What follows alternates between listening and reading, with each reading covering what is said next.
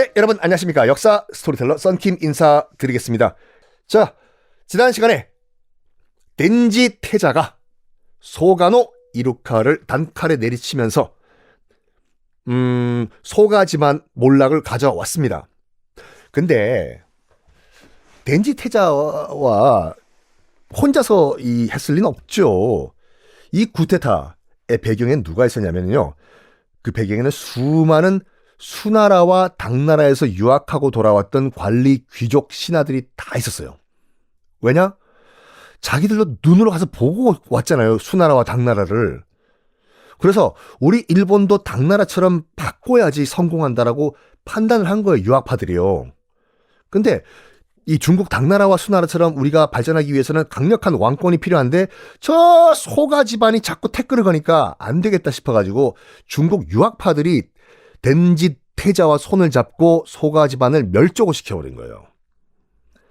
자, 그래서 중국 유학파들과 덴지 태자에 의한 소가 멸족 작전 성공합니다. 다시 강력한 권력은 덴노 일본 왕에게 돌아갑니다. 근데요, 이거 궁금하지 않으세요? 그럼 덴지 태자가 자기가 그러면 덴노 일본 왕이 되면 되지 않냐? 아니요. 실권은 지금 덴지 태자가 쥐고 있어요. 근데 자기가 왕이 안 되고 황족 가운데서 이 일본 황족 가운데서 계속 다른 사람을 그 자리에 앉히는 거예요. 당신이 일본 왕 하시오. 당신이 일본 왕 하시오. 그러면서 자기는 계속해서 태자 타이틀을 갖고 있어요. 왜? 누구를 모방하는 것 같다고요? 그렇죠. 쇼토쿠 태자를 모방하는 거였습니다. 어떻게 보면 그게 더 좋을 것 같아요. 왕 되면 할 수 없는 일도 많고 뭐 해라 많지 않습니까? 그래서 실속만 딱 챙기는 거죠. 쇼토쿠 태자 같이. 하고 싶은 거 다 하고 먹고 싶은 거 다 먹지만 실권은 내가 가지고 있다. 이거죠. 자, 여러분 또 한 번 여러분 IQ를 높일 수 있는 기회를 드리겠습니다. 쇼토쿠 태자 말고 지금 그 덴지 태자 옆에 충신이 한 명 있었다고 말씀드렸죠. 말씀만 드리십시오. 했던 충신 이름이 뭘까요? 요거는 힌트 잠깐 드릴게요. 내가 버스 타리, 택시 타리, 가마 타리. 빙고. 성씨가 없었습니다. 가마타리라는 그 충신. 이번 쿠데타 성공시킨 다음에 덴지 태자가 가마타리가 정말 고마워서 너도 이제 당당하게 한자 성씨, 한문으로 된 성, 라스트 네임을 하나 내가 하사하겠다. 감사합니다. 뭐로 주실 겁니까? 너 후지와라 성씨 어떠냐? 아유, 감사합니다. 후지와라. 정말 후지지만 후지와라 좋습니다. 지금도 여러분 일본 최고 명문 집안입니다. 후지와라 집안이요. 이 최고 명문인 후지와라 집안이 이때 처음 탄생을 했습니다. 자, 646년 덴지 태자가 대대적인 개혁안을 내놔요. 뭐로 하냐? 일단 일본의 모든 땅을 다 국가가 소유한다라고 선언을 합니다. 이제 땅 주인들 부동산에 다 갖다 내십시오. 등기부등본 다 찢어버리시고 이제 모든 땅들은 다 국가가 소유합니다. 선언을 해버려요. 왜? 생각해봐요. 역사는 why로 시작하는 게 굉장히 좋거든요. 그냥 외우면 안 돼요. 지금 여기 덴지 태자가 일본의 모든 땅을 국유화했다. 외우고 넘어가는 게 아니라 왜 국유화를 했을까? 간단하죠. 지금 강력한 왕권 만들려고 하는 과정이잖아요. 지방 유지들 땅을 다 뺏은 거예요, 지금요. 지방에서 방귀 좀 뀌시는 분들 땅을 다 뺏어서 나라 권력으로 만들기 위해 가지고 일단 땅부터 뺏어 버립니다. 그리고 세금 제도도 100% 당나라식으로 바꿔요. 덴지 태자가. 어떻게 하냐? 일단 모든 일본 백성들은 세금을 곡식으로 내라. 예요. 조든 보리든 콩이든 쌀이든 곡식으로 내라. 그리고 전쟁 남은 무조건 의무 병력이다. 그리고 각 지역 특산물을 다 바쳐라. 오사카는 멍게, 도쿄는 해삼, 아오모리는 사과, 홋카이도는 라면. 이런 식으로 지방 특산물을 내라. 어디선가 많이 듣던 그런 세금 아니에요.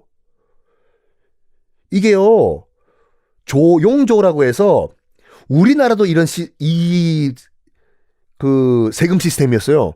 곡식 내고 의무 병력 그리고 지역 특산물.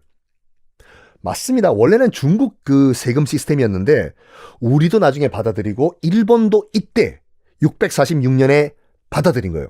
당나라 세금 시스템을 받아들이겠다.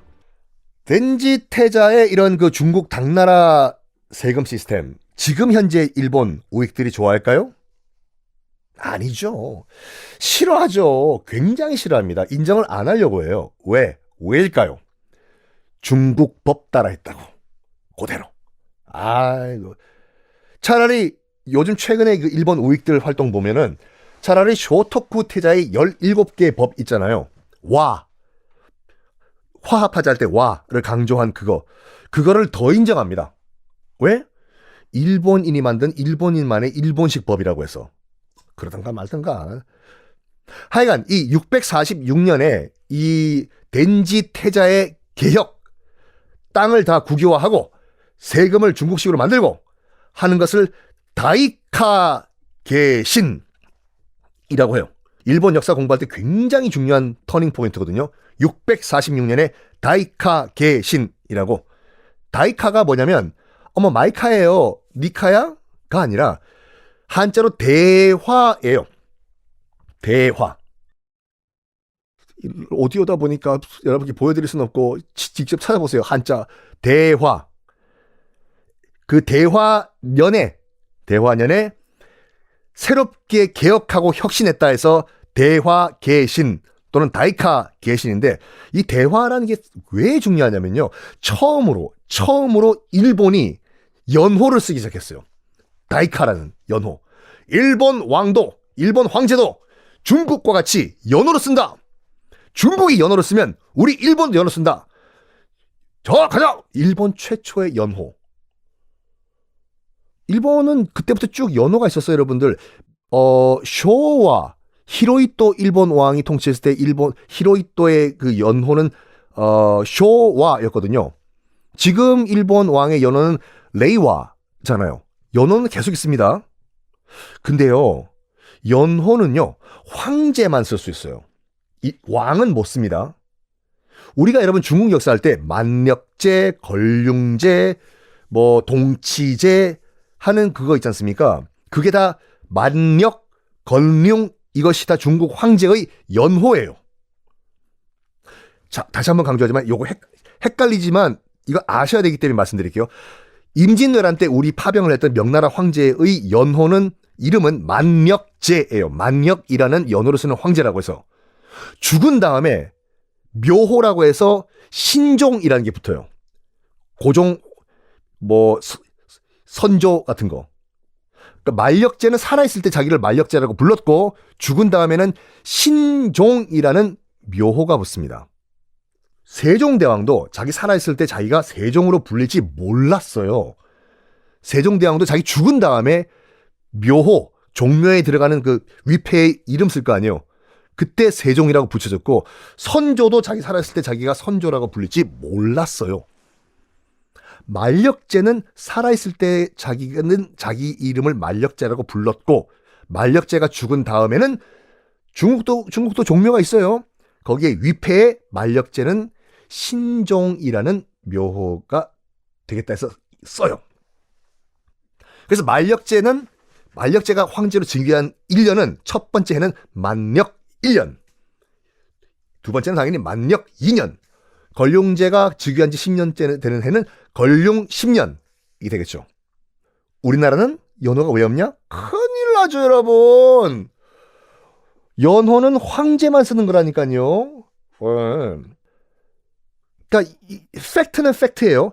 우리나라는 조선 같은 경우에는 중국이라는 황제국의 제후국이었어요. 그래서 중국 황제의 연호를 빌려왔었습니다. 그래서 그쪽은 황제고 우리는 왕이잖아요. 조선시대 내내 만세란 표현 못 썼어요. 만세. 만세는 중국 황제만 쓸 수 있었습니다. 조선은 천세예요. 천세. 만세 쓰면 큰일 나요. 그래가지고 임진왜란 때 우리 기록을 보면요. 우리 측 기록인데도 만력 몇 년 이렇게 썼어요. 중국 연호를 빌려왔기 때문에. 근데 우리도 딱 한 번 연호를 쓴 적이 있습니다. 언제일까요, 여러분들? 고종이 조선이라는 국호를 버리고 대한제국을 한번 선포한 적이 있지 않습니까? 지금 서울 시청 앞에 있는 조선호텔에서요. 이제 제국이 붙은 거는 황제의 나라란 말이에요. 그래서 고종은 더 이상 왕이 아니고 고종 황제가 됐지 않습니까? 그때 우리나라 유일하게 처음이자 마지막 연호가 붙어요. 광무. 그래서 고종이라고도 부르기도 하고 광무제라고 부르기도 합니다. 근데 에휴. 네, 거기까지 점점점점점점. 네. 어쨌든 간에 일본도 난다 그래요. 중국이 연호가 있으면 우리 일본도 연호를 만든다 됐어. 해서 646년에 덴지 태자가 다이카라는 첫 번째로 연호를 쓰기 시작을 합니다. 그런데요. 덴지 태자가 이렇게 강력하게 다이카 개신을 밀어붙였는데 지방의 유지들이 좋아했을까요? 아이고 잘합니다. 잘하세요. 우리 땅 가져가세요. 했을까요? 아니죠. 강력하게 반발하죠. 당연히 우리 땅을 왜 난다고 그래? 네가 가져가나 됐을까? 아? 고노야로. 근데 이때 국제적 변수가 하나 빵 터져요. 서기 660년 무슨 일이 있었을까요? 바로 백제가 나당 연합군에게 멸망을 합니다. 의자왕 삼천 궁녀 얘기는 다 거짓말인 거 아시죠? 역사는 승자의 기록이다 보니까 신라가 의자왕을 깎아내리기 위해서 꾸며낸 얘기예요. 낙화암 있지 않습니까? 삼천 궁녀가 뛰어내렸다는 거. 직접 낙화암 가보시면은 거짓말이라는 게 아는 게 낙화암 위에 200명도 못 올라가요. 거기 어떻게 3,000명이 올라가? 자, 일본 역사에 우리나라 역사가 영향을 미치기 시작해요. 660년 백제가 나당 연합군, 신라와 당나라 연합군에 의해서 망합니다. 의자왕. 역사는 참 승자의 기록인 것 같아요. 의자왕 물론 마지막엔 약간 방탕한 생활을 했다곤 하지만 그 이전까지만 하더라도 정말 훌륭한 왕이었어요. 하여간 지금은 일본 역사니까. 의자왕과 백제의 유민들 당나라로 끌려갑니다. 그렇죠. 의자왕 무덤은 지금도 중국에 있어요. 나중에 한번 중국을 갈 수 있을지 참 변수인 것 같습니다. 제가 지금 중국 관광 비자를 지금 신청하고 있거든요. 관광 비자를 이민 가는 거 아니에요. 관광 비자를 신청하고 있는데 일단 써야 될 서류만 10장이에요. 써야 될 서류만 10장이고 거기 보면은 고등학교를 몇 년도에 졸업했는지까지 다 써야 되고 아버지, 어머니, 모든 가족들의 모든 신상 다 써야 되고 남자 같은 경우에는 입대 연월일, 제대 연월일까지 다 써야 돼요. 그러니까 나의 모든 걸 다 써야 돼. 그리고 여러분들 여권을 받으신 지 20년, 30년 됐다 치면은 첫 번째 발급받았던 여권부터 지금까지 싹 다 모든 여권 정보를 다 제출해야 돼요. 그것도 영문으로. 정말 영문도 모르겠죠. 지금 이민 가는 거 아니에요. 관광 비자예요. 거기다가 이제 지문을 10손가락을 다 날인을 해야 되거든요. 참, 예전에는 여행사 통해서 수수료만 내면 여행사에서 비자 받아줬잖아요. 중국 비자. 이제는 다 명동에 있는 중국 대사관 직접 가야 돼요. 거기서 다 작성해야 돼요. 그래서 지방 사시는 분들은 기차 타고 버스 타고 서울 올라오셔야 됩니다. 그리고 서울역 앞에 보면 중국 비자 센터라고 있거든요. 거기 가서 10손가락 지문 날인을 해야 돼요. 이것 때문에 또 지방에서 올라오셔야 돼요. 근데 문제가 뭐냐면 나도 이번에 어이가 없는 게 내가 원하는 시간에 가서 지문 나래는 하는 게 아니라 몇 월 며칠 몇 시에 와라 통보를 해요. 그러니까 이번에 제가 통보 받았거든요. 근데 그때 제가 방송이 있어요. 못 간다. 다른 날 안 되냐 했더니 그건 미사정이고 처음부터 다시 하래요. 지금까지 제출했던 서류 다 폐기. 다시 10장 쓰고 있어요, 제가요. 내가 중국에 고량주 먹으러 가려고 지금 이렇게 해야 되나 싶을 정도로. 이민 서류 아닙니다. 관광 비자 신청이 이래요. 하여간 언젠가는 뭐 좋은 시절이 오겠죠. 중국에 만약 가시면은 중국 서안이란 도시가 있습니다. 시안이라고. 그 서안 북쪽에 가면 북망산이란 산이 있어요. 우리가 말하는 북만산 넘어갔다 죽었을 때 실제로 있는 산이에요. 북망산이라고. 중국 최고의 명당이라고 하거든요. 당나라의 모든 고관 대작들, 그다음 당나라의 황제 능들 다 거기 있거든요. 거기에 거기 의자왕이 묻혔다. 예요. 연남생이 있죠. 연남생이 아니라 연개소문 큰아들. 이것도 참 스토리가 굉장히 긴데 고구려는요. 연남생이라는 배신자 때문에 망했어요. 형제끼리 치고받고 권력 싸움하다가 연개소문 아들들끼리. 그래서 연남생이요.